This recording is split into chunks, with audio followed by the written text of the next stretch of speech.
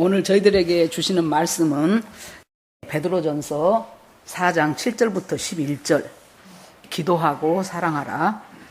같이 읽으시겠습니다. 시작. 만물의 마지막이 가까웠으니 그러므로 너희는 정신을 차리고 근신하여 기도하라. 무엇보다도 열심으로 서로 사랑할지니 사랑은 허다한 죄를 덮느니라. 서로 대접하기를 원망 없이 하고 각각 은사를 받은 대로 하나님의 각양 은혜를 맡은 선한 청지기같이 서로 봉사하라. 만일 누가 말하려면 하나님의 말씀을 하는 것 같이 하고 누가 봉사하려면 하나님의 공급하시는 힘으로 하는 것 같이 하라. 이는 범사에 예수 그리스도로 말미암아 하나님이 영광을 받으시게 하려 함이니 그에게 영광과 권능이 세세에 무궁토록 있느니라. 아멘.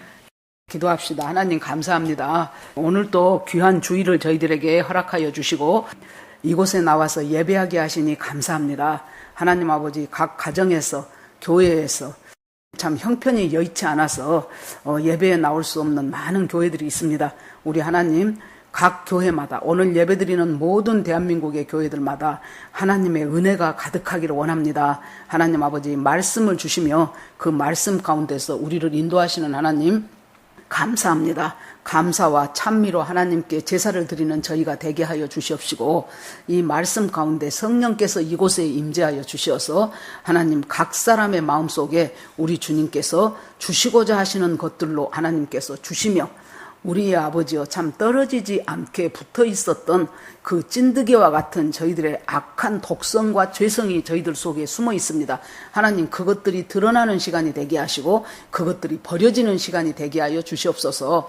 말씀을 인도해 갔을 주님을 찬양하며 모든 말씀을 예수 그리스도 이름으로 기도합니다. 아멘.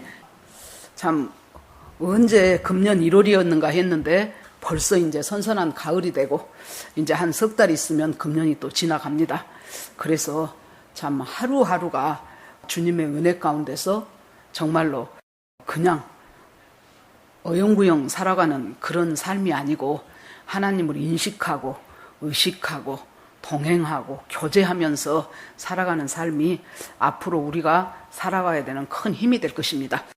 이 베드로 전서에 보면은 베드로서가 기록된 이 전서가 기록된 시대적인 배경은요, AD 62년에서 63년이에요.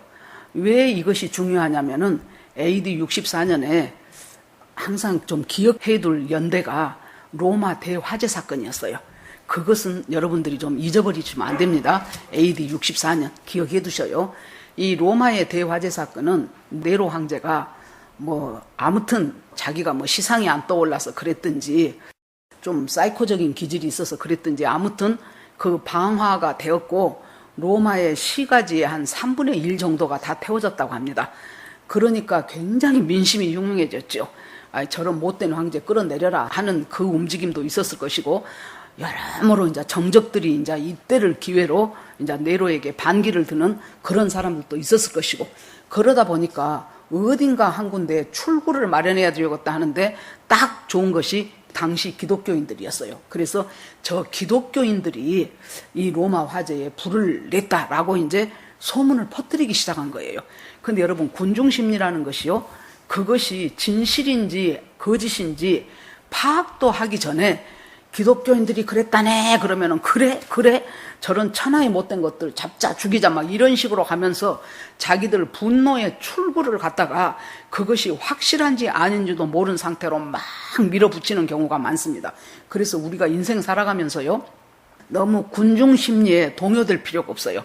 사람들이 막 저쪽이다 스웨덴인지 그쪽에 레밍이라는 쥐떼가 있다고 합니다. 제가 어디서 그 전에 들었는데요, 이 쥐가 눈이 잘 안 보인대요.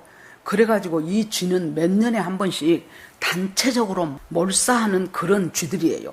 이 쥐가 뭐냐면은 눈이 잘 안 보이는 쥐인데 제일 앞에서 이끄는 쥐가 이제 쥐떼가 많지요. 막 달려가요. 그러면 이제 점점 불어나가지고 수많은 쥐떼가 그 뒤를 따라갑니다. 근데 눈이 잘 안 보이기 때문에 가다 보면은 절벽이 나와요. 그러면 그 절벽을 발견을 못하고 거기서 제일 앞에 쥐가 툭 떨어져요. 그러면 그 뒤에 따라오던 돌아보면은 다시 뒤돌아갈 수가 없어요. 너무 많은 쥐들이 자기를 따라오기 때문에. 그래서 그때 제일 앞에 쥐가 툭 떨어지죠. 그러면은 그 나머지 쥐들이 전부 떨어져가지고 쥐떼들이 한 번씩, 몇 년에 한 번씩 그렇게 전부 몰사하는 일이 있다고 합니다. 그런 쥐떼가 있대요. 그 쥐 이름이 레밍이라고 하더라고요. 제가 이제 어느 강의에서 들은 기억이 납니다. 우리 이것이 바로 군중심리예요. 저 사람이 가니까 나도 따라가는 거예요. 그 전에 어떤 이제 대학교 교수님이 숭실대에 있는 그 부근에서 살아요. 그런데 이제 한참 학생들 데모하고 그럴 때, 데모하면은 일단 막 이제 또 애들은 화염병 던지지, 또 이제 경찰들은 나와서 그거 진압하느라고 또 최루탄 쏘지 막 그러죠. 그러다 보니까 교통이 이제 통제가 돼버려요. 근데 이 교수님 얘기가, 그분은 집이 그쪽이에요. 그래가지고 자기는 그쪽에서 골목길로 해서 계속 갔대요. 그랬더니 뒤에 차들이 저쪽에 길이 있나 보다, 나가는 길이 있나 보다 그렇게 생각했던지 계속 자기 뒤를 차들이 졸졸 따라오더랍니다. 아까 그 레밍 쥐처럼. 그러는데 그 골목이 실은 막힌 골목이에요. 근데 이 교수님은 자기 집이 거기에요. 그러니까 그 길을 갔어요. 그래서 자기 집 앞에서 차를 멈췄어요. 그랬더니 막 뒤에서 왜 안 가냐고 막 크락션을 빵빵빵빵 눌리고 빨리 가라는 거예요. 그래서 못 간다고. 여기는 막힌 길이다고. 이 집은 우리 집이다고. 그러니 그 사람들이 뒤로 돌아갈 수가 없는 거예요. 얼마나 그것을 벗어나느라고 힘들었겠습니까? 이것이 우리가 쉽게 동할 수 있는 군중 심리에 빠지는 폐해라고 볼 수가 있습니다. 이 베드로 전서는 굉장히 때를 많이 강조합니다. 왜 그러냐 그러면 우리가 지금 내가 처해 있는 것이 어떤 인생에 있어서도 지금 내 나이에 내 환경에서 지금 내가 어떤 때에 처해 있는가를 정확히 안다면 거기에서 내가 무엇을 해야 될 것인가 답이 나옵니다. 그런데 정신없이 얼싸덜싸 살다 보면은 멍하니 세월은 가버리고 인생은 훌쩍훌쩍 넘어가 버려요. 그래서 베드로 이 전서에서는 너희가 나그네로 있을 때를 두려움으로 지내라 그랬어요. 그래서 때 얘기가 중간중간 나옵니다. 첫째, 우리 인생은 나그네 영성을 가지고 살아는 거예요. 히브리서 11장에 믿음의 선조들에 대한 이야기를 쭉 하면서 아브라함에 대해서 아브라함이 나그네로 지내는 영성을 갖고 살았어요. 그래서 상당히 하나님이 아브라함한테 물질의 복을 많이 줬어요. 그럼에도 불구하고 장막에 거하면서 살았던 그 이유는 내가 앞으로 가야 될 곳은 영원한 천성이라는 것을 아브라함이 잊지를 않았어요. 그래서 이 세상에 사는 것은 나그네로 왔다가 살아가는 것이기 때문에 나의 영원한 고향은 바로 저 천성이다. 그것을 잊지 않기 때문에 바로 제대로 하나님 앞에서 참 믿음으로 살아서 믿음의 조상이라는 말을 들을 수 있게 됐죠. 그러니까 여러분, 우리가요 본 집이 있는데 어디 놀러를 갔다고 쳐봐요. 어디 펜션을 갔다거나 텐트를 가지고 어디 야영을 하러 갔다고 칩시다. 그러면 그곳에서는 잘해야 2박 3일, 3박 4일 있다가 내 다시 본집으로 오는 거예요. 그런데 그 텐트에다 내 모든 재산 다 투자하지 않습니다. 거기서 사는 그 2박 3일에 내 인생 다 버리지 않아요. 거기는 잠깐 나그네로 있다가 다시 오는 거예요. 이것을 우리가 버리지 말라는 거예요. 그러면 우리가 이 지상에서 엄마 뱃속에서 나와서 죽을 때까지 살아가는 이 삶이라는 것은 결국에 가서 나그네로 살다가 내 영원한 본향인 저 천성으로 가요. 잠깐 2박 3일에 불과하다 그 말이에요. 하나님이 베드로서를 통해서 하나님에게는 1000년이 하루 같고 하루가 1000년 같다는 것을 잊지 말라는 거예요. 엄청나죠? 1000년이라는 그 물리적인 시간이. 그런데 주님은 하루가 1000년 같고 1000년이 하루 같아요. 창세 이전부터 계셨던 하나님이 알파와 오메가 되셔요. 영원토록 계시는 하나님이에요. 그 어느 시점에 내가 잠깐 사는 거예요. 그 잠깐 사는 것이 우리가 텐트 치고 야영하는 2박 3일에 불과하니까, 물론 그 2박 3일 살면서 재밌게 있고 그 다음에 삼겹살도 구워 먹고 즐겁게 놀이도 하고 재밌죠, 그렇게 하면은. 그러나 거기서 터받고 살려는 사람은 어리석은 사람이죠.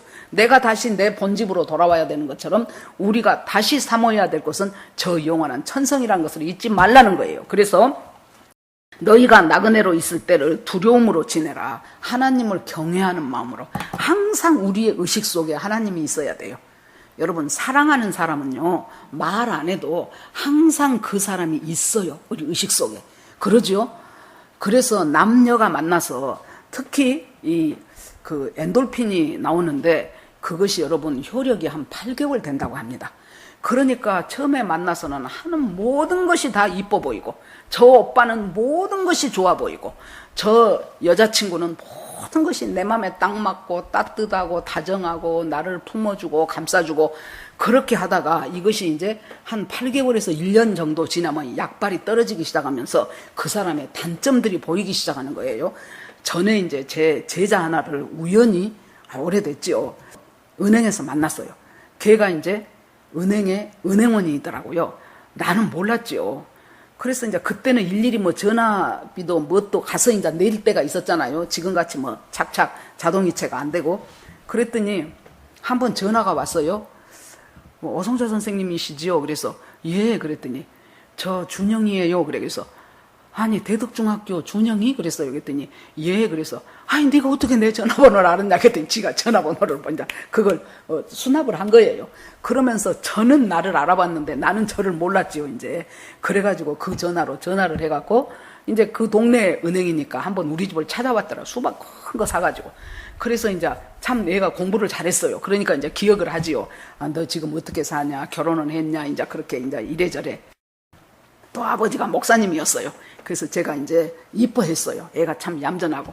그랬더니 이제 결혼을 했는데 자기 결혼하기 전에 지금 그 남편이 효자여서 좋았고, 그 다음에 참 과묵해서 좋았고, 참 좋았었대요. 그래서 결혼을 해서 보니까 효자 마누라 하려니 힘들고, 과묵해서 말이 없으니 도대체 저 사람이 뭔 생각하고 있는지를 모르겠고, 똑같은 사람인데 그렇게 바뀌는 거예요, 여러분.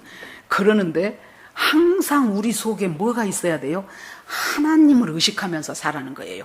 그것이 나그네로 살아가는 이 인생에서 나그네가 나그네로 끝나서 무너지지 않고 영원한 본향까지 가는 데 있어서, 그 나그네 길을 사는 데 있어서 제대로 나그네 길을 살 수 있게 하는 것이 하나님에 대한 경외함이 있을 때 가능하다는 얘기예요. 그래서 그 때를, 나그네로 있을 때를 잘 분별하여 그렇게 살라고 했고, 두 번째 4장에 보면은 하나님의 집에서 심판할 때가 되었나니 그랬어요. 자, 예수 그리스도, 우리가 예수를 믿는 이유가 뭐예요? 죄에서, 영원한 심판에서 구원받기 위해서예요. 그것 위해서 하나님의 아들 예수님이 이 땅에 인간으로 오셔서, 그는 근본 하나님의 본체시나 하나님과 동등됨을 취할 것으로 여기지 않고 인간이 되어서 죄의 종로로 다면서 우리를 대신해서 그 죄의 값을 전부 감당하고 죽으신 그 예수, 그 마음을 우리에게 품으라고 하지요. 그래서 하나님 앞에서, 하나님의 집에서 먼저 심판할 때가 되었나니, 자기가 원하든지 원치 않든지 심판할 때가 있어요. 그러면 심판은 구원하고 동전의 양면입니다. 한쪽에 구원이 있으면 한쪽은 심판이에요. 노아 때를 보세요. 노아 때 100여 년이 넘도록 노아는 하나님의 말씀을 받들어서 계속 방주를 지었죠. 여러분, 우리가 이 나그네라는 삶을 살 때 우리가 해가는 것이 뭐여야 된 줄 압니까? 아까 하나님을 경외하라 그랬죠. 그것이 주님의 말씀 따라서 내 믿음의 방주를 지어가는 시간이에요. 내 믿음의 방주를 지어가는 그 시간인데, 그때 그것이 때가 차면, 방주가 언제까지 짓겠습니까? 때가 차잖아요. 어느 때 그것이 다 맞춰져요. 준공을 해요. 그럴 때 때가 차면은 심판이 있는데, 다른 모든 사람들이 홍수로 심판을 당할 때, 그때 믿음의 방주를 지어갔던 노아와 그 8식구는 방주 안에 들어가서 심판을 면하고 구원을 받았어요. 소돔과 고모라가 유황불로 떨어질 때에도 그때 롯과 두 딸은 구원을 받았어요. 그때 소돔성에 살던 모든 사람들은 다 불로 심판을 당했어요. 그때 자기 사위한테 가서 롯이 말하지요. 천사가 왔는데 지금 이러이러한 일이 일어났어. 그런데 천사가 내일 이 성을 멸망시키겠다고 하네. 그러니까 사위들이 농담으로 여겼다라 그랬어요. 여러분, 지금 우리가 불신자들이나 아니면 교회 다닌다는 사람들 중에서도 아직 믿음이 어린 사람들은 예수님이 재림을 하신다고 했는데, 정말로 꼭 재림을 하실 텐데 그 재림 시간이 멀지 않았다, 많이 남지 않았다, 매우 가까워지고 있다, 그러면 아마 농담으로 여길 것입니다. 많은 사람들이 저 사람 다른 것 보면 멀쩡한데, 학교도 제대로 나오고 지식도 있고 상식도 있고 멀쩡한데 왜 예수를 저렇게 이상하게 믿을까? 뭐 예수님이 죽었던 예수가 또다시 온다고? 참 저 사람 저 소리만 안 하면 좋겠는데, 이렇게 생각을 해요. 그런데 분명히 성경은 구원과 심판이 있을 것이라고 그렇게 말합니다. 여러분, 마태복음 25장을 봐보세요. 거기에 슬기로운 5처녀와 미련한 5처녀, 딱 얘가 나오죠. 둘 다 신랑 오기를 기다리고 있던 신부들이 후보생들이었어요. 신랑 오기를 둘 다 기다려요. 그런데 신랑이 더디 오네. 어깨 해놓고 그 뒷날 오면 얼마나 좋겠습니까? 그런데 이제나 저제나 신랑이 안 와요. 그러니까 둘이 다, 두 팀 다 지쳐. 그리고 또 졸려. 그러니까 다 졸며 잘세. 그런데 졸고 자고 있는데 갑자기 신랑이로다 맞으러 나오라 그런 거예요.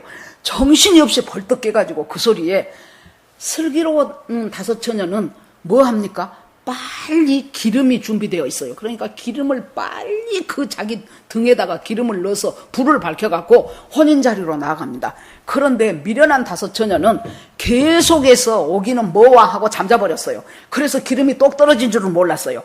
그래서 보니까 기름은 떨어졌어. 그래서 좀 나눠줘. 그러니까 이건 못 나눠줘. 나눠줄 수 있는 기름이 아니에요. 여러분, 우리가 예수 그리스도 재림하시고 구원받고 휴거되고 하는 그 모든 것들이 내가 주고 싶다고 줄 수 있는 것이 아니죠. 그것은 미리 기름으로 준비해야 되는 것들이에요. 그런 것과 마찬가지로 하나님께서 심판이 있고 구원이 있는데 그때가 매우 가까웠다. 그러면서 5장에 보면은 하나님의 능하신 손 아래서 겸손하라. 때가 되면 너희를 높이시더라. 지금 이 때에 대해서 많이 말하고 있다는 것은 때가 지금 매우 중요하다는 때예요. 그래서 하나님의 능하신 손 아래서 겸손하라. 겸손하라는 것은 그냥 얌전하라, 온유하라 그 뜻이 아니죠. 겸손하라는 것은 내 뜻과 하나님의 뜻이 달라요. 그런데 하나님의 뜻이라면 내 뜻을 그 무릎 아래 꿇는 것이 겸손이에요. 하나님의 뜻은 A고 내 뜻이 B예요. 아무리 생각해도 나는 B요. 그런데 하나님의 뜻이 A다 할 때 이 B라는 내 생각을 하나님의 뜻 앞에 갖고 가요. 하나님, 나는 안 믿어줘요. 나는요, 내 뜻이 B인데 하나님은 성경에 보니까 A라고 됐네요. 그런데 하나님, 이 안 믿어지는 제 마음을 하나님께서 좀 다스려 주십시오. 하나님께서 깨닫게 해 주십시오. 이런 기도를 하나님은 굉장히 기뻐하셔요. 왜냐하면 진리를 향하여 한 걸음 가는 것이기 때문에. 그때 말도 안 되는 소리 안 해. 아이고, 예수를 믿어도 정신 차리고 믿어라. 뭐 이런 식으로 해버리고 끝내버리는 것이 아니고, 왜 성경에 그렇게 써졌다고 하는데 나는 안 믿어질까요? 하나님, 저에게도 믿음을 좀 주십시오. 하나님이 좀 가르쳐 주십시오 하는 기도를 하나님이 매우 기뻐하십니다. 그래서 하나님의 능력 있는 손 아래 나를 낮추는 것이 겸손이에요. 내 생각은 이래요 그러고 계속 자기의 고집을 뚫고 나가는 것이 아니고, 능력 있는 손 아래서 내 생각은 이렇지만 하나님, 주님의 옳은 생각을 저에게 가르쳐 주십시오. 그렇게 됐을 때 어떨 때는 목사님 설교를 통해서 딱 그것에 대한 정답을 말할 때가 있어요. 어쩔 때는 내가 기도하는 가운데 팍 깨달아지는 수가 있어요. 어쩔 때는 우연히 내가 성경 한번 읽었는데 그 성경 속에서 답이 있을 때가 있어요. 다양한 방법으로 하나님은 우리에게 필요한 가르침들을 가르쳐 주실 것입니다.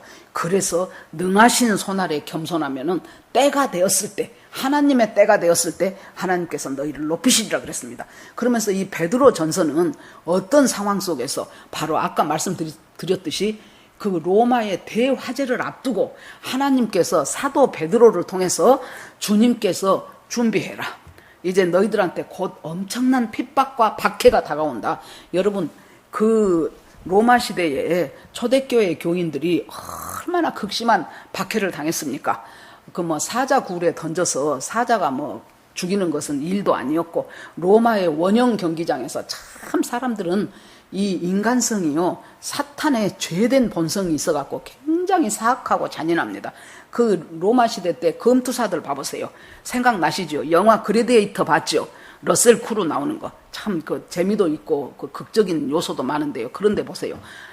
검투사로 해가지고 뭘 즐깁니까? 검투사들 뽑아가지고 죽을 때까지 싸우는 거예요. 죽을 때까지. 그래가지고 최후의 한 사람 남아요.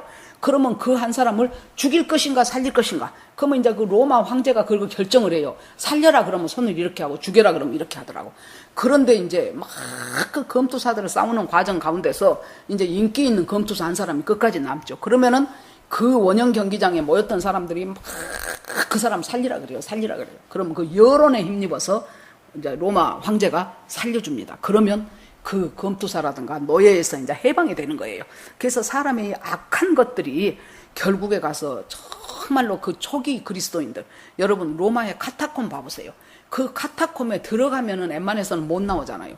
그 카타콤에서 200년, 300년 동안을 살아왔던 그 초대교회의 그 사람들의 순교와 그 사람들의 신앙과 그런 것들이 이어지고 이어져서 드디어 AD 397년에 완전히 그렇게도 많은 사람을 로마의 왕들이 한 5왕, 뭐 네로, 뭐 도미티아누스, 뭐 마커스 엘리우스, 뭐 이런 사람들의 수많은 이 5왕들이 지내갈 때가 엄청난 박해의 시간이었어요. 예수 믿으면 그냥 죽는 거예요. 그래서 몰래 숨어서 예수 믿고, 그래서 이 물고기 표시가 나왔지 않습니까? 그것이 예수 그리스도 나의 주님이십니다. 그 딱 첫 글자를 따놓으면 물고기라는 단어가 되길래 서로 이제 자기들끼리 믿는 사람들끼리 당신 크리스찬입니까? 그 말 할 수 없으니까 물고기를 하나 딱 그리면, 아니면은 저 사람이 뭐 물고기 그리나 보다 그러겠죠. 그런데 이제 자기도 크리스찬이면은 그것이 뭔 뜻인지 알고 형제님, 자매님 이제 이렇게 되는 거죠. 그래서 그 때를 잘 분별하면서 산다는 것이 굉장히 중요한데, 4장 1절에 보니까 성경의 말씀이 4장 1절에 보니까 예수께서 육체의 고난을 받으셨으니 우리가 주님과 같은 마음으로 갑옷을 삼으라 그랬어요. 갑옷은 뭡니까? 전쟁할 때 나를 보호하기 위해서 입는 옷이죠. 근데 예수 그리스도가 고난을 받으셨으니 나도 예수 그리스도와 같은 마음을 갖는 것이 갑옷이라는 거예요. 전쟁을 하기 위해서 상대편보다 더 멋진 무기라든가 상대편보다 더 강한 병력이라든가 이것을 준비하라고 한 것이 아니고, 하나님이 베드로를 통해서 주님과 같은 마음을 갖는 것. 그러니까 이것이 마지막 때를 준비하는 우리한테 있어서 최고로 중요한 것이 하나님과 같은 마음이 되는 거라는 거예요. 하나님은 A라고 하는데 나는 기어이 B라고 하는 것은 갑옷이 될 수가 없어요. 무기가 될 수가 없어요. 그래서 하나님과 같은 마음을 갖는 것이 최고의 무기다. 그러면서 하시는 말씀이, 너희가 예수를 몰랐을 때 어떻게 살았냐? 방탕과 정욕과 술 취함과 우상 숭배와 이런 것들로 인생을 살았지. 그런데 그 인생 살아보니 어떻더냐? 좋더냐? 유익하더냐? 네 인생에 의미가 있었냐? 그렇게 10년, 20년을 살았는데 그것이 네 인생에 어떤 플러스가 됐는가 지금 묻고 있는 거예요. 너희가 예수를 몰랐을 때 방탕과 정욕과, 지금으로 말해볼까요? 잘 먹고 잘 입고 출세하고 돈 벌고 그것 따라서 정신없이 살았는데, 그럼 네가 쥐고 있는 것이 뭐냐는 거예요. 지금 네 손에 쥐어진 것이 과연 뭐냐? 그것이 과연 네가 만족할 만한 것이냐? 이제 우리 제일 큰 형부가 돌아가셨는데요, 참 그 사람 인생을 이렇게 보면은 참 정신없이 사셨던 분이에요. 자기 집에서 옛날 시골에서 초등학교밖에 안 보내줬어요. 그런데 그렇게 중학교가 가고 싶더랍니다. 초중학교 보내고 나서는 자기한테 맞는 지게를 하나 딱 만들어 갖고 주로 산에 나무하러 다니고 풀베로 다니고, 또 쟁기질을, 또 논에 쟁기질을 하면은 자그마한 쟁기로 쟁기질을 하면 사람들이 가면서 아이고 저 조그만 애가 저렇게 쟁기질을 잘한다 그러면 엄청 기분이 좋고 그랬었대요. 그랬는데 중학교 다니는 친구들, 교복 입고 온 친구들이 지나가면은 그렇게 열등감이 생기고, 자기도 그렇게 나도 학교 좀 다녀봤으면, 아무튼 그렇게 해가지고 중학교부터 고학으로 해가지고 결국 대학교까지 나왔어요. 그러니까 이 사람이, 우리 형부는 보면은 이 인생을 두려워하지 않더라고. 뭐든지 일단 해보고 봐요. 그래가지고 열심으로 살아갖고 뭐 흥하기도 했다 망하기도 했다 막 이런 식으로 막 그냥 널뛰기 하면서 살다가 어느 날 갑자기 드디어 이제 최종 학력은 전남대학교 농가대학 수의학과를 나왔어요. 그러니까 이제 동물병원을 차렸죠. 그래서 그 당시에는 동물병원도 별로 없고 그래서 돈을 많이 잘 벌었어요. 그런데 이제 이렇게 인공수정을 해요. 소를 인공수정을 하는데, 그것이 많이 힘들다 그러더라고요. 그런데 굉장히 그것이 이익이 많이 남아요. 그 원재료에 비해서. 그러는데 이제 그날 또 뭐 10집인가 뭐 10몇 집을 인공수정을 하고 너무 피곤해갖고 쓰러져갖고 병원 가는 도중에 그대로 숨이 끊어져 버렸어요. 여러분 보십시오. 우리 인생이라는 것이요. 참 정신없이 부지런히 산다고 그 사람이 옳은 거 아니에요. 여러분 목적이 어디에 닿아 있어야 됩니까? 하나님한테 닿아야 돼요. 하나님을 바라보면서 하나님의 뜻에 맞춰서 있는 힘을 다해서 주님의 뜻 가운데서 살아요. 주님은 우리한테 그렇게 정신없이 살라고 하지 않아요. 여러분 지금은 모두가 다 일요일에 쉬어요. 옛날에는 일요일이라는 것이 없었어요. 쉰다는 것이 없었어요. 주로 이 기독교가 보편화되기 시작하면서 하나님이 엿새 일하고 하루 쉬라고 했기 때문에 우리가 주일날은 쉬는 것이 전 세계적으로 이제 그 문화가 된 거죠. 그런 것처럼 주님께서 너희들이 예수를 몰랐을 때 정욕과 방탕과 그 술 취함과 거짓과 그렇게 세상 가치대로 살았던 그때가 살아보니 어떻느냐? 그만하면 족하지 않더냐? 이제 다시 배교해서 그 옛날 생활로 돌아가려고 생각하지 말아라. 예수님과 같은 마음을 갖는 것이 어려운 시대를 잘 이겨낼 수 있는 최고의 팁이란다. 그걸 지금 여기서 말하고 그리고 나서 이제 7절에 들어가면은 만물의 마지막이 가까웠으니 그러므로 너희는 정신을 차리고 근신하여 기도하라. 자, 만물의 마지막이 가까웠다는 것을 먼저 딱 선포를 해놓습니다. 만물의 마지막이 매우 가까웠다.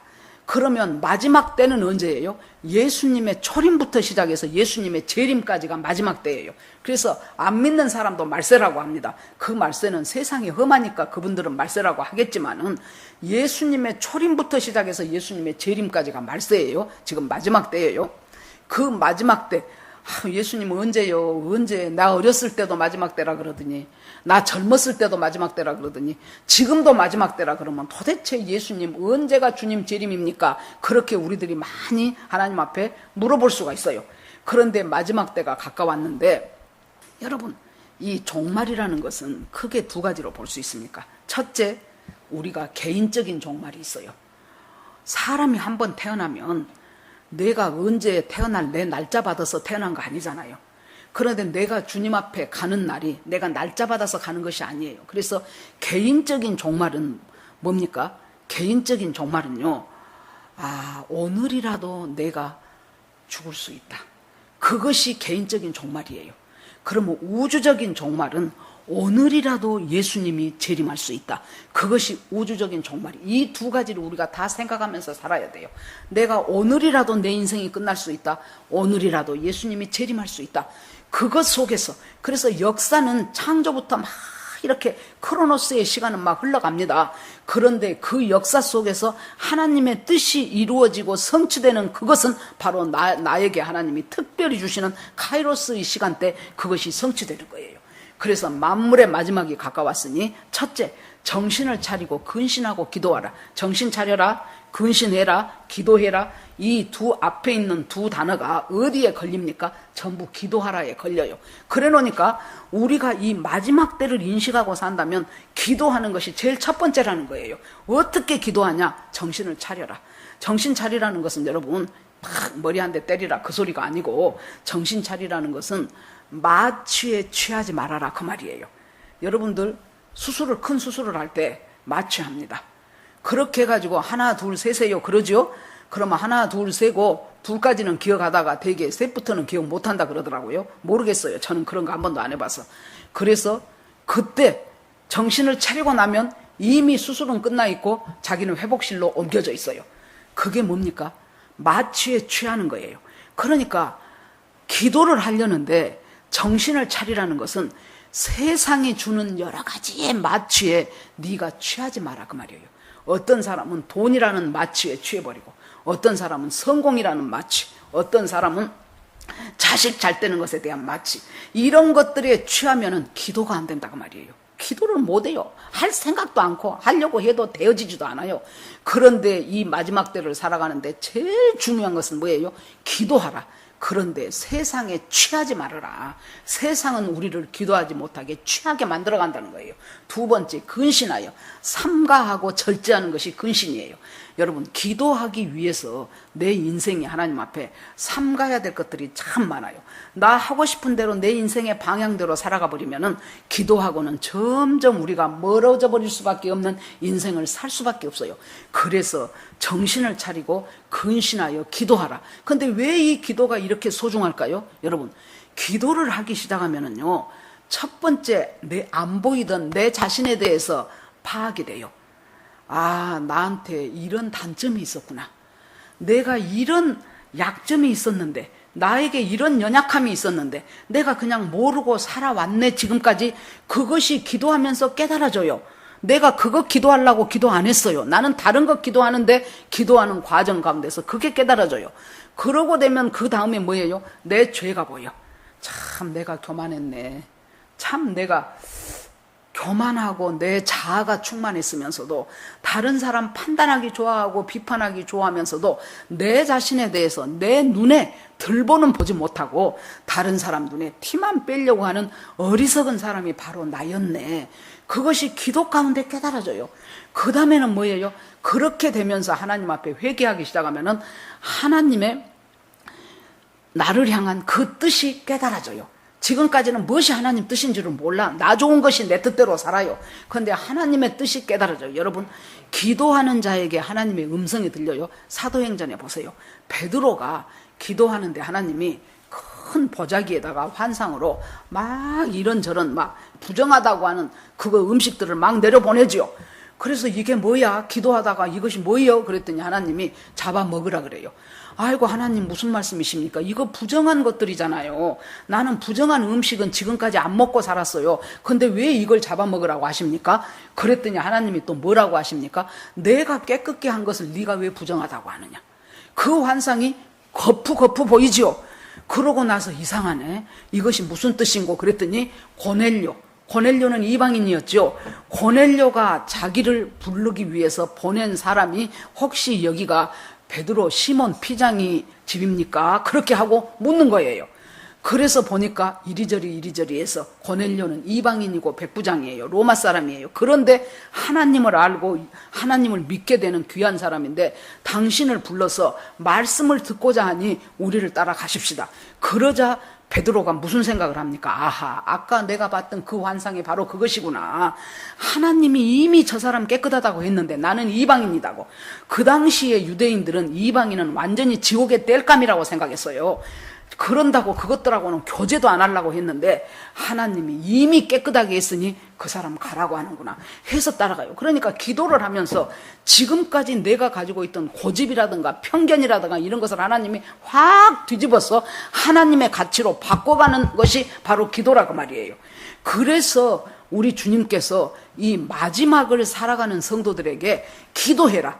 기도하는데 방해는 정신을 못 차리는 것인데 그것은 세상의 유혹과 세상의 미혹과 욕망과 내 소욕과 이런 것들이 결국에 가서 이 기도를 방해하는 요인이 된다. 그리고 근신해라. 기도하는 사람이 어떻게 자기 육신의 생각대로 살아갈 수가 있냐는 거예요. 근신해라. 절제해라. 그리고 하나님의 뜻이 무엇인가를 분별하기 위해서 애써라. 그렇게 해놓고 나서 두 번째로 하시는 말씀이 무엇보다도 열심으로 서로 사랑할지니 사랑은 허다한 죄를 덮느니라. 두 번째, 이 마지막 때를 살아가는 성도에게 사랑하는데 어떻게 사랑해요? 열심으로. 사랑하기가 쉽지 않다는 얘기예요. 여러분, 사랑이 저절로 흐르는 것은 뭡니까? 자기 자식이에요. 자식한테는 사랑하지 마라 그래도 저절로 흘러요. 애들이 이러이러한 기도 제목이 있습니다. 그러면은 정말로 간절하게 애타는 마음으로 하나님 앞에 기도드려요. 그러는데 열심이라는 것이 어떤 뜻이냐 그러면은 운동선수들이 골인 지점을 앞두고 있는 힘을 다해서 골인 지점이 눈앞에 보여요. 여러분 셔틀에 가는 거 봐보세요. 우리나라 애들이요 셔틀랙을 할 때 뭘 잘합니까? 그 스케이트 날을 쫙 먼저 빼는 거 그거 잘해갖고 0.01초 차이로 금메달을 따더라고요. 잘하잖아요. 우리가 보기에는 야 그건 너 갖고 잘했네 그렇게 하고 넘어가지만은 선수들은 어떻겠습니까? 그때 바로 골라인이 저기 보여요. 지금 골인 지점이 보여요. 그것을 향하여 정말로 자기 젖먹던 힘을 다 내서 그 갈라를 먼저 스케이트 날을 넣었을 것입니다. 이것이 바로 열심이에요. 모든 힘을 다하여 그 꼬린 지점으로 달려가는 것. 그 사랑이라는 꼬린 지점을 앞에 두고 우리의 모든 것을 다 할 때 사랑이 가능해지는 거예요. 그것이 어디서부터 옵니까? 사랑은 우리의 속성이 아니에요. 그것은 하나님의 속성이고 예수 그리스도의 속성이에요. 예수 그리스도께서 우리를 향하여 그 사랑을 베풀어 주도록 하기 위해서 자기가 그 나를, 자기의 나라는 그 자아를 주님 앞에서 내려놓고 있는 힘을 다하여 그 꼬린 지점을 향하여 가는 거예요. 이번에 우리 지난번에 그 도쿄에서 올림픽 했잖아요. 거기 여자 배구가 4강까지 들어갔는데 일본하고 8강하고 터키하고 4강 올라갔어요. 그럴 때 여러분 5세트는 15점까지밖에 안 하더라고. 그럴 때 얼마나 그 선수들을 생각을 해보세요. 뭐 김연경이 엄청 떴잖아요. 그 김연경 선수가 애들한테 하는 말이 있죠. 해보자 후회하지 말고 해보자. 그 막 이제 그 밑에 이제 그 후배들을 막 독려를 하는 거예요. 그렇게 해가지고 나중에 일본하고 했던 그 마지막 15점 13대 14였잖아요.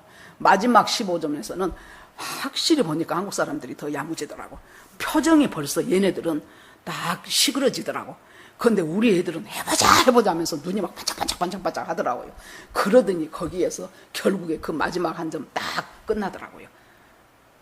터키하고 할 때도 한번 가서 여러분 유튜브 쳐보세요. 터키하고 할 때는 어땠습니까? 그때도 이때가 뭐예요? 그 마지막 15점을 향하여 그것이 골인 지점이잖아요. 골 라인이잖아요. 그것을 향하여 있는 힘을 다 쏟는 거예요. 옆에서 독려도 하고 그러면 맞아 그렇게 해봐야지 하고 따라도 주고 그것처럼 열심으로 사랑할지니 그랬어요. 열심으로 사랑이라는 것이 그냥 내 기분 좋으면 해주고 기분 안 좋으면 많은 것이 아니고 그렇게 사랑하는데 구체적으로 그러면 나도 그렇게 사랑해야지. 내가 무엇을 어떻게 할까? 하나님이 여기서 답을 주셔요. 허다한 죄를 덮느니라. 우리 인간은 허다한 죄가 보이게 마련이에요. 나랑 같이 사는 사람 허다한 허물이 보여요. 같은 교회 공동체 안에서도 허다한 허물이 보여요. 목사는 교인들의 허물이 보여요. 교인들은 목사의 허물이 보여요. 허다한 죄를 덮으라는 거예요. 덮은 것은 그냥 인간이 그렇지 뭐 하고 모른 척하고 지나가라는 얘기가 아니고 뭐예요? 그 죄를 내 속에서 소멸시켜버리라는 거예요. 딱 저 속에까지 넣어놨다가 10년 20년 후에 내가 그때도 참았어 그러면서 끄집어내지 말고 소멸시켜버려요. 소멸시켜. 예수님이 우리의 죄를 동에서 서가 먼 것처럼 던져버렸다 그랬어요. 등 뒤로 영원히 던져버리고 기억조차 안 해. 그래서 예수님한테는 주님 내가 그때 참으로 참 민망해요. 그때 내가 진짜 잘못했어요. 그러면 이미 용서해버린 죄에 대해서 주님이 나는 기억도 안 나는데 너 지금 뭔 소리 하냐 그런다니까요. 그래서 허다한 죄를 덮는다는 것은 내 속에서 저 사람이 나한테 이런 잘못을 했음에도 불구하고 그 속에서 소멸시켜버리는 거예요. 우리가 소멸이 됩니까? 안 되지요. 그래서 주님 앞에 나가는 거예요. 사랑은 하나님의 속성이에요. 내 속성이 아니에요. 그래서 하나님 내가 그 사람한테 이런 생각이 날 때마다 내가 속이 뒤집어집니다. 하나님 이것 주님께서 소멸시켜 주시옵소서. 그렇게 계속해서 그때마다 주님 앞에 가지고 나가서 기도해 보십시오. 그 기도를 주님이 굉장히 기뻐하실 것입니다. 그래서 사랑은 허다한 죄를 덮고 그 다음에 서로 대접하기를 원망이 없이 하라 그랬어요. 이때 이제 조금 시대적인 배경을 알아야 돼요. 그때 이제 이렇게 되면은 여러분 로마 대화재가 나면서 기독교인들한테 뒤집어 씌웠잖아요. 그러니까 이제 굉장히 민심도 흉흉해지고 기독교인을 대하는 사람들 태도도 달라지고 그러니까 로마에 살던 크리스찬들이 살 수가 없어서 사방으로 떠도는 거예요. 그렇게 해가지고 주로 항구 도시 고린도 같은 항구 도시에 많이 왔다고 해요. 그러면 그곳에서 누구를 찾아가겠습니까? 그 당시에 기독교인들이 그렇게 썩 돈 많은 사람이 없었지요. 그때 이렇게 이제 그 당시에 그 사회 구조라든가 이런 것이요. 어떤 상인들은 그 길드 그 조합에 가입을 해야 되는데 조합에 가입을 하려면 뭐 하냐 그러면은 로마 황제는 신이십니다. 그것이 선서하는 제일 첫 번째예요. 그런데 예수 믿는 사람이 로마 황제는 신이십니다. 그 선서를 할 수가 없잖아요. 그러니까 길드에 가입을 못해. 그래서 장사하던 사람들은 경제적으로 어렵게 되는 거예요. 그런 상황 속에서 지금 이제 떠돌아다녀요. 그러는데 누구를 찾아가겠습니까? 믿는 형제 집을 찾아가겠죠. 그러면 믿는 형제집을 찾아오는데 혼자만 왔다가 한 끼만 먹고 갑니까? 가족 단위로 온다니까. 떼거리로 와요. 그래가지고 이틀, 3일, 4일씩 있으면 여러분, 남자들은 모를 거예요. 여자들은 삼시세끼 밥 해주려고 생각해봐요. 우리가 같은 가족끼리도 오늘 저녁 반찬 뭐 해서 먹을까? 그것이 여자들의 가정주부들의 날마다의 숙제예요. 그런데 여러분, 손님이 왔는데 한 명도 아니고 가족 단위로 와가지고 몇 날 며칠을 있으면 좋겠고요. 원망이라는 것은 뒤돌아서서 궁시렁대는 것을 원망이라고 해요. 여기서는 아이고 저 속 없는 것들 오늘 또 안 갈랑갑네. 참말로 나 환장하겠네. 미치겠네. 막 궁시렁 그렇게 하지 말라는 거예요. 왜냐하면 주님이 공급해 주신다고. 하나님이 우리의 약함을 알아요. 우리의 체질을 알아요. 그러면은 하나님께서 적당한 때에 보내요. 그 전에 제가 이제 결혼하기 전에 우리 고향에서 살 때 우리 교회 집사님 한 분이 계셨어요. 그런데 그 집사님이 참 하여튼 중간 생략하고 자기 결혼해가지고 딸 하나 낳았는데 남편한테 버림을 당했어요. 그래가지고 친정에 와서 살아요. 그런데 그 친정 남동생이 둘인데 그 남동생이 이제 그 전국에 군 단위의 법원 검찰청이 있는 곳이 3곳이랍니다. 그 3곳 중에 하나가 제 고향인 전라남도 자흥이에요. 거기 검찰청장으로 자기 동생이 발령을 받아왔어요. 1년 있다가 순천지청으로 가더라고. 그 사람이 나중에 출세를 거듭해가지고 선관위 위원장도 하고 하여튼 뭐 대법원 판사인가 검사인가도 하고 아무튼 상당히 높아졌어요.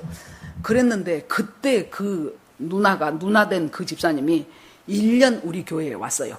이제 친정에서 살아가려니 옳게 눈치도 보이고 그럴 거 아닙니까?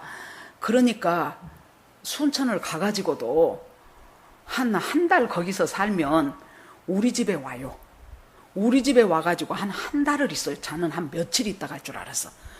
그런데 참 우리 어머니는 그 사람 대접하는 것이 몸에 체질화된 사람 같아. 정말로 내가 봐도 한 달을 넘게 있어도 실은 내색이 없어요. 아이고 오셨는 게라. 그러고는 또 밥 해주고 또 그것이 우리 어머니요.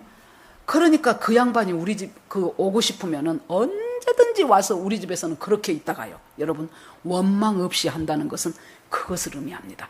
그래서 원망 없이 하고 그 다음에 은사를 받은 대로 하나님의 각양 은혜를 맡은 선한 청지기 같이 서로 봉사하라 그랬어요. 여러분 하나님이 우리 교회에 각각 은사를 주셔요. 교회의 머리는 예수 그리스도예요. 그런데 우리 모두는 각자가 지체라 그랬어요. 어떤 사람은 손의 역할, 어떤 사람은 발의 역할, 눈의 역할, 각각의 역할을 하면서 그 지체를 맡고 감당을 하고 있지요. 그런데 은사를 왜 줍니까? 다른 지체를 섬기라고 은사를 줘요. 그렇게 해서 공동체를 세워나가는 거예요. 교회라는 것을. 그것을 위해서 각각 은사들을 줬는데 그 은사를 맡은 청지기는 자기 것이 아닌 관리자예요. 그래서 관리자로서 운행하는 것처럼 서로가 봉사하라고 그렇게 말합니다. 그래서 주님께서 우리에게 주시는 것이 로마서 12장, 고린도전서 12장을 보세요. 은사에 대해서 쭉 나와요. 어떤 사람은 가르치는 은사가 있고 어떤 사람은 섬김의 은사가 있고 구제하는 은사가 있고 방언의 은사가 있고 예언의 은사가 있고 병 고치는 은사가 있고 방언 통변의 은사가 있고 각양각색의 은사들을 하나님께서 고루 주셔요. 구제의 은사가 있는 사람은 뭔 일만 있으면은 내가 저 사람 좀 도와야 되는데 그 생각부터 벌컥 나는 거예요. 그 다음에 예언의 은사가 있는 사람, 하나님의 말씀을 잘 풀어서 그 사람이 지금 내가 이거 이래요. 그러면 아이고 집사님 말씀이 생각이 나네. 이 말씀이 하나님이 오늘 집사님한테 주시는 말씀 같아요. 그러니까 그 사람을 말씀으로 세워주는 것. 예언의 은사가 있는 사람이에요. 지식의 말씀도 지식의 은사도 있고 지혜의 은사도 있어요. 다양한 은사들을 줬어요. 이 은사들은 다른 사람을 섬기기 위해서 하나님께서 주신 은사라는 거예요. 제가 제 말이라 죄송하지만은 전에도 한번 말했죠. 제가 가르치는 은사가 있다는 것을 안 것이 대학교 한 3학년 때인가 됐어요. 그때 우리 교수님이 갑자기 고등학교 국어 교과서 15권, 우리가 그때 정원이 20명이었어요. 근데 남학생들이 한 5명이 군대 가가지고 15명이 됐어요. 갑자기 15개를 갖다 주더니 학습 지도안을 쓰래. 시간을 줄 테니까 한 20분 정도 한 과를 택해서 학습 지도안을 쓰고 그러고 나서 이제 와서 한 사람씩 나와서 한 10분 정도씩 수업을 하라는 거예요. 그러니까 애들이 느닷없이 뭐 수업을 하라 그러니까 막 과목을 뭘 택해야 될지도 모르겠고 막 정신이 없는 거예요. 그래서 제가 생각할 때 이럴 때는 답이 탁탁 나오는 과목이 좋다. 애매하게 시 같은 거 그런 거 하면 복잡하고. 그래서 저는 지금 기억에 국어의 특질인가 그때 그랬던 것 같아요. 그걸 해가지고 학습지도안을 썼어요. 이제 교수님이 오셨어요. 그래갖고 한 사람씩 나와서 5분에서 10분 그 시간을 줘요. 그러면 와가지고 이제 발표를 한대. 애들이 막 땀을 삐직삐직 흘리고 공부 좀 잘한다는 애들도 막 어쩔 줄을 몰라요. 거기서 이제 이렇게 자기 들여다보고 있고 하니까. 그래가지고 그냥 막 저도 뭔 말인지 모르고 막 내려가는 애도 있고 막 어떤 애들은 막 눈물을 흘리는 애도 있고 막 복잡하더라고요. 드디어 제 차례가 됐어요. 그래서 제가 이제 시작을 했어요. 그런데요, 보통 5분에서 10분 사이에 한 7분, 8분, 15분이 지내도 교수가 내로란 말을 안 해.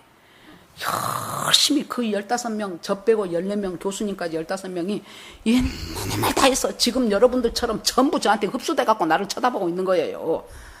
그러고는 이제 그 한 15분이 넘었을 거예요. 20분 가까이 됐을 거예요. 그랬더니 그 교수님이 오양은 지금 그대로 광주 일고 가가지고 학생들 가르쳐도 5년 경력된 선생이라고 할 수 있다고 최고의 찬사를 한 거예요. 아, 나한테 가르치는 은사가 있구나. 그걸 그때 제가 비로소 깨달은 거예요. 그러면 여러분, 그 은사를 가지고 거의 대학교 3학년 때예요. 그러니까 뭐 21, 2살 됐겠지요. 그때부터 시작을 해서 지금 70이 넘은 지금까지 한 번도 누군가를 이 성경을 가르쳐 보는 것에서 안 해본 날이 없어요. 지금까지 50년을 계속해서 그 가르치는 은사를 하나님 앞에서 사용했어요. 제가 아마 더 늙어져도 하나님께서 뭔가 저에게 이 은사를 끝까지 하나님이 사용하시리라고 저는 어떤 식으로는지는 몰라도 그걸 믿고 있습니다. 제가 제 예를 들었어요. 여러분에게 주신 은사가 왜 없습니까? 당연히 있죠. 사장시켜버리니까 없는지라고 넘어가 버렸어요. 그 여러분들이 주신 은사를 누구를 위해서, 누군가 나를 통해서 그 사람이 믿음으로 세워져야 되는데, 그것을 위해서 어떤 사람은 위로의 은사, 어떤 사람은 가르치는 은사, 어떤 사람은 병 고치는 은사, 어떤 사람은 구제의 은사, 이 많은 은사들을 주님께서 주시면서 예언의 은사, 지혜의 은사 다 주님께서 주시면서 누군가를 믿음 안에서 세워가라고 하시는 것이 하나님이 지금 뜻이라. 그럼 여러분, 지금까지 제가 설명했던 거 들어보세요. 마지막 때가 내일 모레요. 그런데 아주 엄청나게 이 핍박이 다가와요. 지금 64년 이후로 엄청난 핍박을 받았으니까 핍박이 다가오는데 어디 가갖고 그냥 신비한 것을 쳐다보라는 것도 아니고, 어디 기도원 가서 밥 먹지 말고 계속 40일 금식하라는 것도 아니고, 뭐예요? 일상 속에서 살아가는 것을 더 하라는 거예요. 일상 속에서 주님의 뜻 가운데서 살아가요. 일상에서 기도했어요. 그것 좀 더 하라는 거예요. 마음을 모아가지고 대접했어요. 그거 궁시렁대지 말고 하나님의 마음으로 더 잘 대접하라는 거예요. 지금까지 많은 사람들의 허물을 갖다가 저거 웃겨 하고 지내갔는데 그 허물을 깨끗이 잊어버리는 그 사랑을 하라는 거예요. 제가 며칠 전에 이렇게 이제 날이 더우니까 주로 아침에 이제 산책을 해요. 이렇게 이제 말이 산이지 뭐 거의 뭐 산도 아니에요. 산책이에요. 그러는데 이렇게 이제 쭉 사람 없는 곳으로 쭉 가면 참 그 시간이 저한테 좋아요. 뭐 좋냐면 첫째 공기가 좋고, 그 초록색 나뭇잎들이 반짝반짝 햇볕에 하는 그 아침, 이른 아침에 그 공기도 좋고 그 모양도 좋고, 그러면서 거기서 기도도 했다가 하나님 앞에 주님 이것은 이렇습니다 하고 독백도 했다가, 그러고 어제 같은 경우는 오늘 설교할 베드로전서 4장을 쭉 1장부터 한번 다시 훑어보면서 묵상도 했다가, 그러다 보면 1시간이에요. 그런데 내 마음에 이 산책을 아침으로 끝내지 말고 저녁 때쯤 됐을 때, 그럴 때 한 30분 정도를, 그때는 산에까지 올라가지 말고 우리 아파트 단지 안에 앞마당 뒷마당 왔다 갔다 하면서 한 30분 정도를 더 하면 좋겠네, 그 생각이 딱 올라오더라고. 그래서 한 며칠 전부터 그걸 이제 했어요. 그 다음에 또 하나, 내가 일상적으로 하고 있는 일이에요. 아침에 큐티하지요. 그러면 읽어보고 그렇구나 하고 묵상하고 적용할 것 있으면 적용하고 아니면 덮고, 그러고 그날 큐티가 지나가요. 그런데 무슨 생각이 되냐 그러면, 이 본문을 하루에 3번씩 보자. 아침에 그렇게 해서 했으면 점심에 한번 다시 보고 그리고 저녁 때쯤 잠자기 전에 또 한번 보자. 근데 해보니까 3번 하려니까 잘 안 되더라고. 그래서 그냥 2번으로 했어요. 그래서 아침에 그렇게 해서 큐티하고 오후쯤 돼가지고 다시 한번 그 본문 기껏 해봐야 뭐 10절 조금 더 되고 그러잖아요. 읽어보니까 아침에 볼 때 그냥 넘어갔던 것이 아이고 오후에 보니까 하하 하고 떠오르는 것이 한두 개가 아니에요. 여러분 뭡니까? 일상적으로 내가 하고 있던 것들 그것에 조금 더 마음을 써서 조금 더 강화하라는 거예요. 그것이 뭐예요? 마지막을 살아가는 준비하는 태도라 그 말이에요. 느닷없이 안 가던 사람이 어디 가서 40일 금식하려고 생각하지 마세요. 느닷없이 어디 집회에 쫓아다니면서 거기서 그냥 엄청난 건 내가 하나 들어야 되겠다. 엄청난 것 이미 성경에 다 있어요. 이제는 지금 이 코로나 시기는 뭐예요? 어디 잘 못 가고 사람 많이 못 나고 집회도 못하고 수련회도 못하고 컨퍼런스도 못하고 그런 속에서 점점 주님과 나와의 관계가 깊어지는 삶을 사는 것이 바로 우리가 마지막 때를 준비하는 삶이라는 얘기입니다. 저는 저 얘기를 했지만 여러분들이 한번 생각을 해보세요. 이제. 여러분 스스로 적용을 해보세요. 나한테 있어서 무엇을 더 강화할까? 뭐 찬양 좋아하는 사람은 내가 꼭 정해놓고 매일 하루에 30분씩 찬양해야 되겠다. 그럴 수도 있겠지요. 내가 또 다른 무엇이 나한테 내가 우리 애들하고 그냥 대충 지내갔는데 이제는 애들이 이만큼 컸으니 잠자기 전에 꼭 큐티 본문을 다시 읽고 애들하고 함께 다시 나눠보고 지내가야 되겠다. 뭐 이것도 있을 수도 있고 그렇게 하면서 서로 봉사하라. 이 봉사라는 말이요. 봉사하다라는 말에서 집사라는 말이 나왔어요. 봉사하라는 말은 헬라어로 하면 디아코네스라는 말인데 집사는 디아코노스, 그러니까 디아코네스에서 파생된 말이 디아코노스예요. 그러니까 집사라는 것은 봉사에서 파생된 단어예요. 그러니까 우리가 교회 안에서 서로가 서로를 세워주기 위해서 하나님이 주신 은사를 가지고 봉사하는 것이 집사다 그 얘기예요.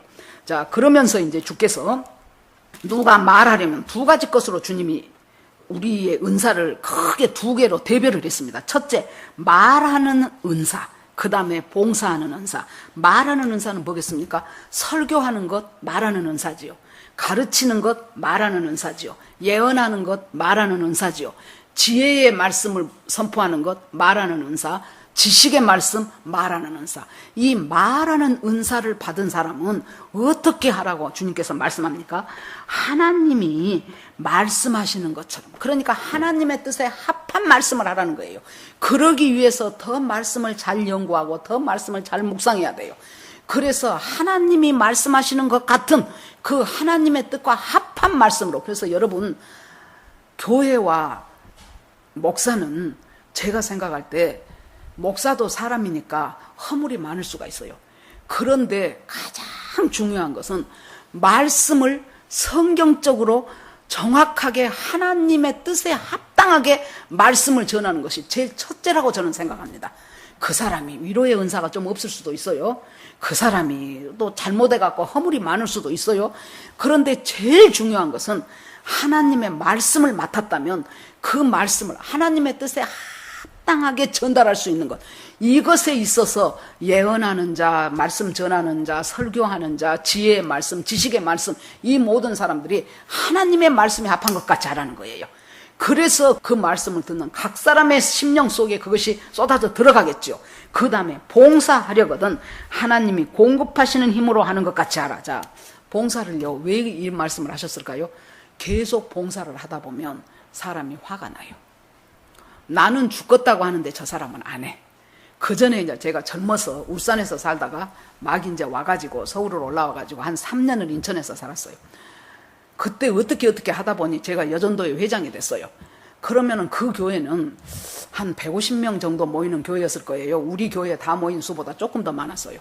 그랬는데 항상 일을 하면은 대체적으로 여러분 일하는 사람들이 일하지 나머지는 일 안 해요. 여러분 그것 갖고 화낼 필요가 없어요. 개미 사회도 관찰을 해보면 일개미만 일해. 일개미가 20%밖에 안 돼요. 일개미만 팍 이리 가서 막 빵조가리 갖다가 날라놓고 막 이래요. 나머지는 왔다 갔다만 해요. 아무것도 안 해. 똑같아요. 인간 사회도 보면은 일하는 사람만 일을 한다 그 말이에요. 그렇게 되어 있습니다. 그런데 그 일하는 것이 그때 이제 그 인천에서 그 교회를 다녔을 때는 목사님이 이북분이어가지고 느닷없이 전화를 하셔요. 그래갖고 오집사님, 그래 그러면 예, 그러면 아무개도 이번 주일에는 만둣국을 좀 만들어야 될 것 같습니다. 만두를 만들래. 그 150명분 만두를. 근데 그걸 누가 책임지냐? 여전도 회장이 책임져야 돼. 그러면 이제 그 만두를 한번 만든다고 생각을 해보십시오. 그러면은 이제 여전도 회원들한테 목사님이 만두 만들어 가니까 우리 토요일 날 교회 거기 이제 또 방 하나 있었어요. 그리 와서 만두를 만듭시다. 10시까지 꼭 오세요. 그러면 예예 해놓고 많이요, 뭐 6, 7명 와요. 그러다가 이제 그때 저도 이제 애들이 어릴 때였는데 그러다가 조금 있으면은 아이고 우리 학교에서 올 시간 됐네 하고 이제 하나가 빠져나가. 그러고 조금 있으면은 아이고 우리 아무개 유치원 올 시간인데 우리 남편 밥 해줘야 되는데 나중에 보면 나 혼자 있어. 그래갖고 그것을 11시, 12시까지 그 만두를 만들어요. 얼마나 부해가 납니까? 또 이제 한 번씩 또 교회 청소를, 이런 청소는 아무 청소도 아니요. 그때는요, 도깨다시 된 그거였어요. 그러니까 물 청소를 하는 거예요. 그 청소할 때 온 사람만 와. 안 온 사람은 절대 안 와. 그러면은 이제 그 뒷날 딱 교회 가서 보면은 생전 뺀질거리고 일 안 하는 사람 있잖아요.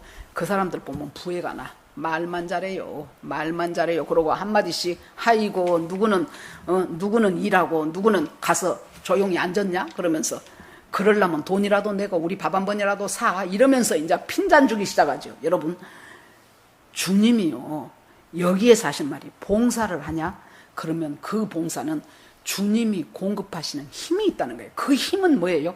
하나님 일을 하려고 하는 사람들을 향하여 하나님께서 주시는 하나님의 능력이 있어요. 그 능력으로 하면은 성질이 안 나요. 그 능력, 그렇게 그것을 위에 있는 목사님이나 잘 이렇게 분배를 해주는 것이 중요합니다. 우리 교회는 일이라고 볼 수도 없어요.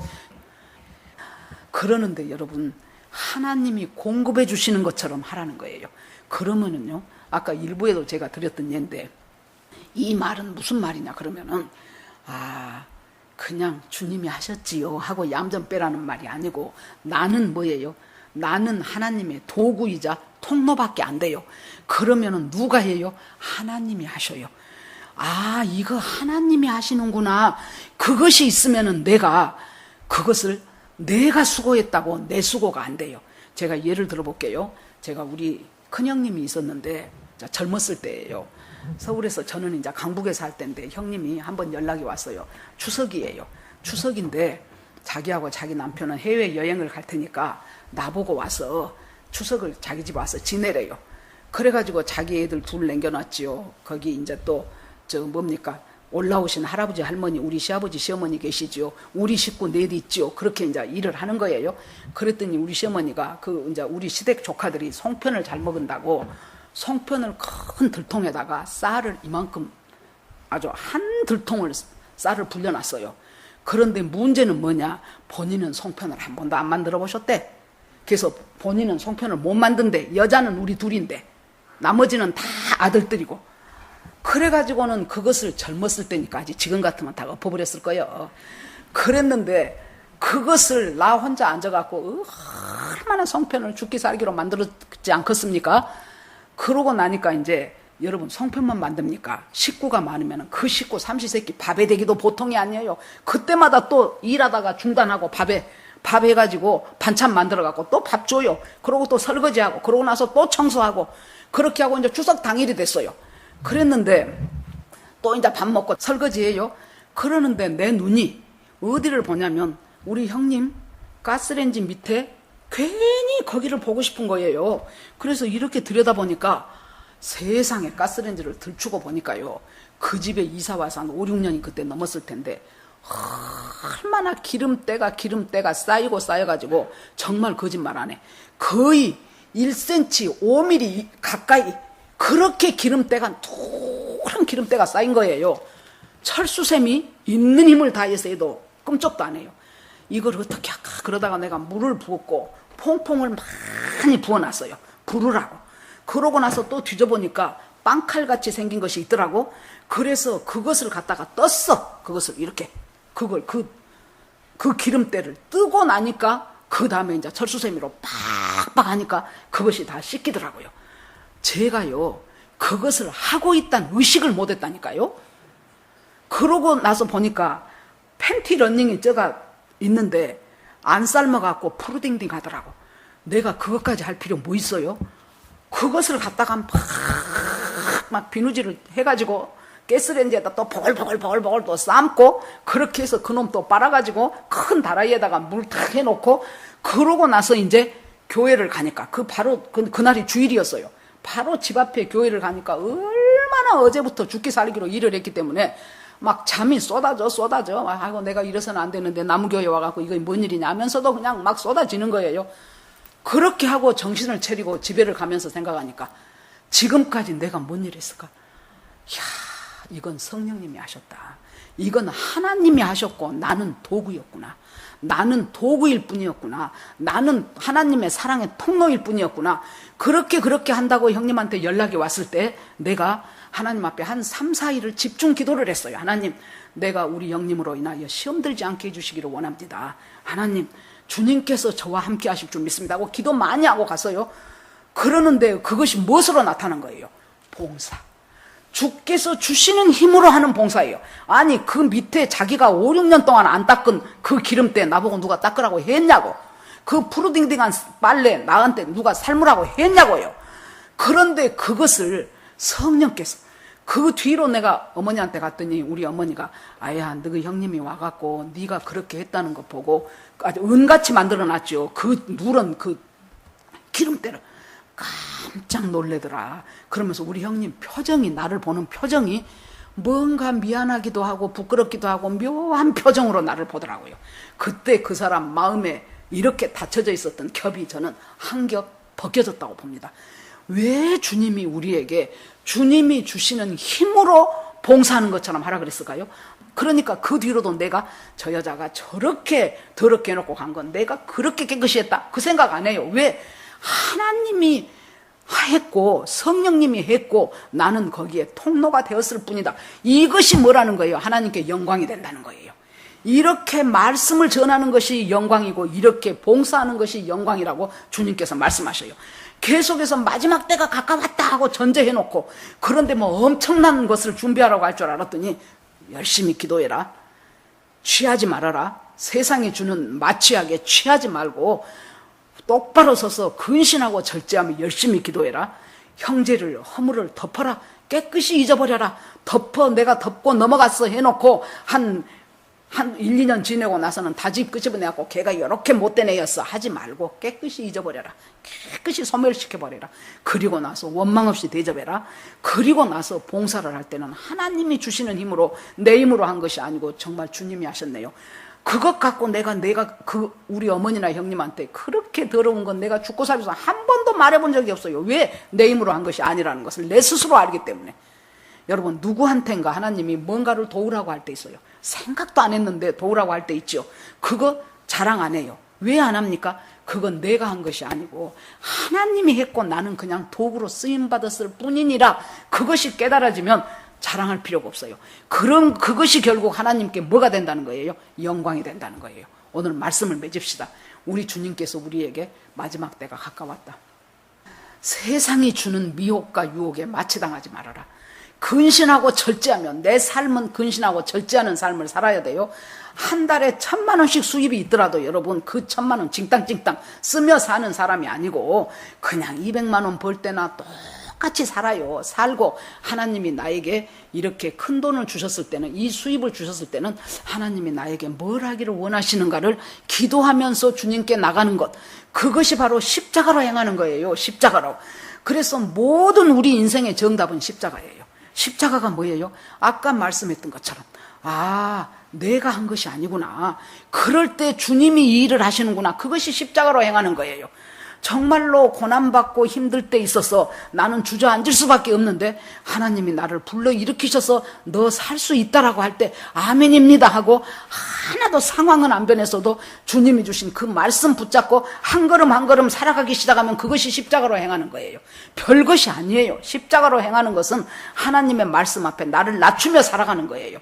그리고 사랑은 허다한 죄를 덮느니라. 자, 오늘 저희들에게 하나님이 이 마지막 때를 살아가고 있는 우리들에게 주시는 말씀이 염려하거나 근심하거나 그리고 나서 내 생각 빡빡 우기거나 그것이 아니고 주님 앞에서 하나님의 말씀 앞에 나를 겸손하게 낮추고 하나님께서 하시는 말씀에 순종하기를 내가 연습하고, 사랑은 허다한 죄를 덮는 연습이에요. 연습.